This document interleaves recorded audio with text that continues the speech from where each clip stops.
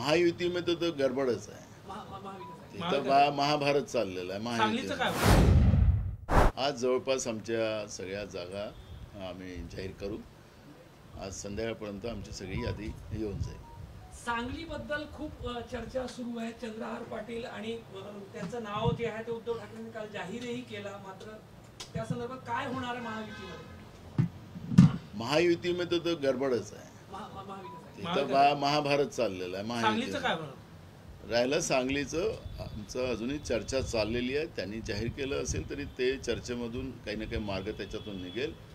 आज संध्याकाळपर्यंत त्याच्यातलाही मार्ग निघेल अशी आमची अपेक्षा. पण एकतर्फी असं जाहीर होणं थोडीशी काँग्रेस कार्यकर्त्यांना बरोबर आहे. अखेरी अलायन्समध्ये जिथपर्यंत वाटाघाटी होऊन त्या सगळ्या विषयाला आपण एक एक जागांचं त्याच्यामध्ये चर्चा होते आणि त्याच्यामध्ये ज्या जागा समजा चर्चेमध्ये असतील त्या जागेला जाहीर करावं नाही असंच अलायन्स सांगतं.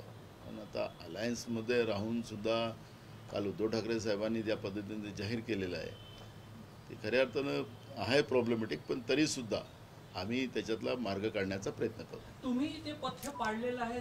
अलायन्सच्या जागांमध्ये अनेक ठिकाणी तुम्ही नावं काँग्रेसने जाहीर केले नाही. तो पथ्य पाडलेला आहे. शिवसेनेनं पाडला नाही आहे म्हटलं. तुम्हाला सांगितलं की उद्धव ठाकरे साहेबांनी काल जाहीर केल्याप्रमाणे ते योग्य नाही. पण त्याच्याशी बसून मार्ग काढू.